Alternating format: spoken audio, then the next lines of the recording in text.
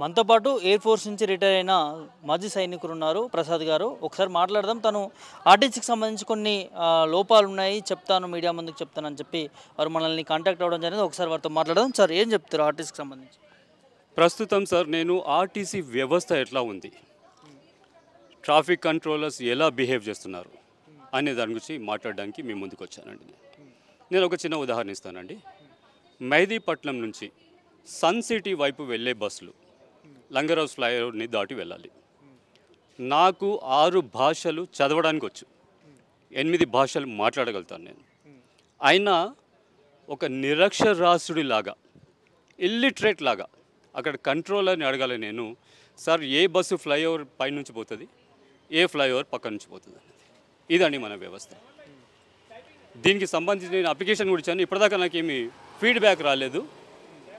నేను ఫోన్ చేస్తేనే లేదు సారు పక్కన పెట్టేసిన అప్లికేషన్ అని వాళ్ళ పిఏ చెప్పారు. ఇప్పుడు అదే తెలుసుకుందామని వచ్చానండి.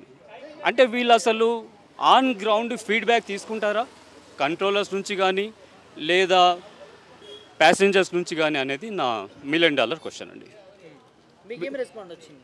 ఇంకా అసలు రెస్పాన్సే రాలేదు. ఇంకా నేను ఇప్పుడు అదే కనుక్కుందామని వచ్చాను. నేను అనుకోకుండా మీరు ఇప్పుడు వీళ్ళు బస్ పాస్ల గురించి ధర్నా చేస్తున్నందుకు నాకు మీతో మాట్లాడే అవకాశం వచ్చింది, ప్రజలను సంబోధించే అవకాశం వచ్చింది నాకు.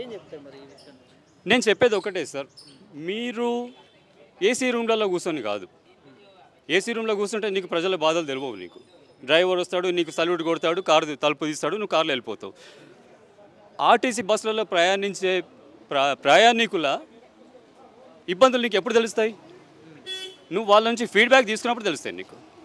నీకు అసలు ఒక ఫీడ్బ్యాక్ సిస్టమ్ అంటూ ఉందా? మీరు బస్సులలో చూడండి సార్, గ్రీవెన్స్ సెల్ నెంబర్ అని ఉంటుంది. దాంట్లో మధ్యలో 2 నంబర్లు డిలీట్ చేసి ఉంటాయి. టోల్ ఫ్రీ నెంబర్ ఉంటుంది, ఎత్తరు. మీకు కావాలంటే ఇందులో ఫోటో ఉంది, ఫోటో కూడా చూపిస్తాను మీకు.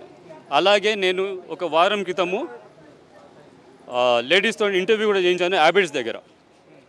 ఆ ఫోటో కూడా చూపిస్తాను. నేను అనేది ఏంటంటే వీళ్ళు రోడ్డు మీదకి వచ్చి ఆన్ గ్రౌండ్ వచ్చి ప్రజల ఇబ్బందులు తెలుసుకుంటేనే మీకు తెలుస్తాయి ఏమి ఇబ్బందులు అవుతుంది అనేది. ఇది నేను చెప్పదలుచుకున్నాను.